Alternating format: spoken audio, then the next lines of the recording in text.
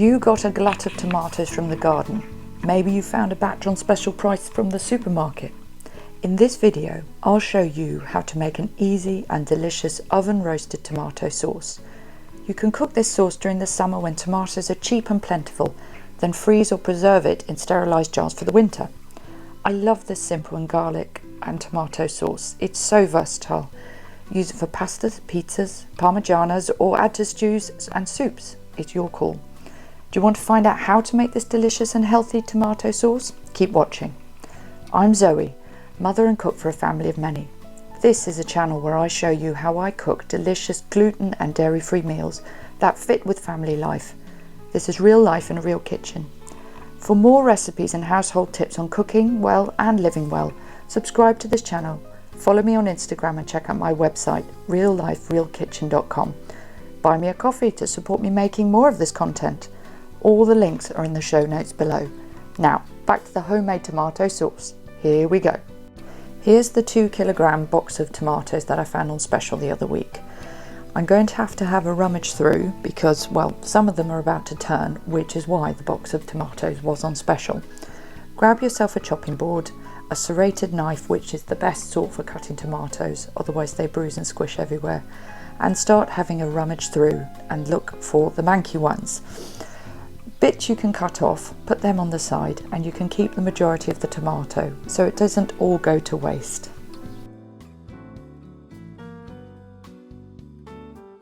I prefer to wash my tomatoes once I've actually gone through them all and cut all the bits off. So those can pop in straight away. That one's fine. This one's looking good. Oh, tiny bit of mankiness there. So we'll chop that off and put the rest in the compost. And away we go.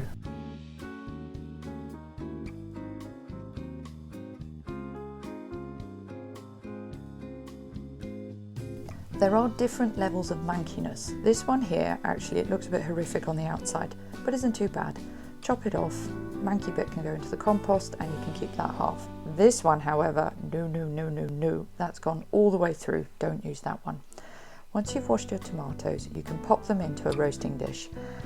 Make sure they're all nice and flat, and then what you will need is a whole wodge of garlic. Now, I've got some that I'd already prepared and peeled, put in a Tupperware that was at the ready.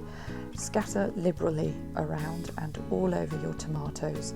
This is going to make such a delicious sauce, so be generous as well.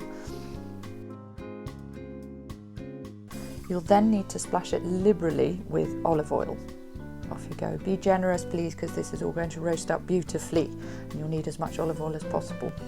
Add a bit of Italian herbs, so things like thyme, oregano, rosemary and things like that. Lots of salt, and then you'll need a bit of pepper as well. Here we go with the pepper.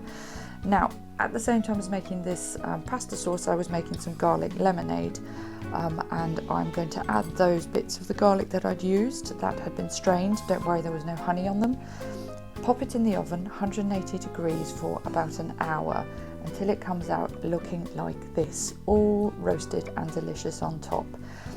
You'll need to let it cool. As you can see, they've all caramelized and are looking absolutely delicious. Do let it cool because you're going to have to whiz it up to actually make it into a sauce. Once it's cool, I tend to put things in a Tupperware, just quite a tall one, or if you've still got your actual bar mix container, then use that, or you can just use a food processor. You want to put it all in. You want all the liquid from the tomatoes, all the olive oil, all the delicious flavours and roastedness, that all needs to go in.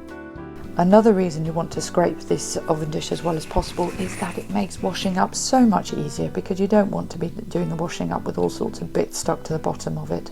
So give it a good scrape, and then you can add some boiling water and a splash of washing up liquid just to really make it easy to clean.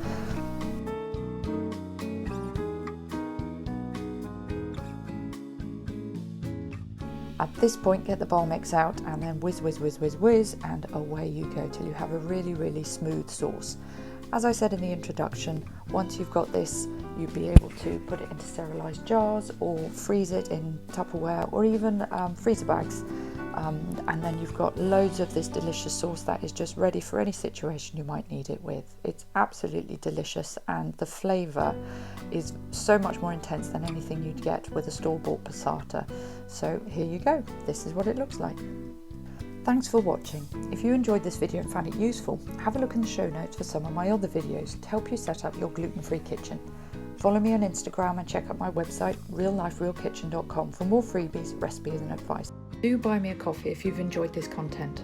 Thanks for your time. Bye.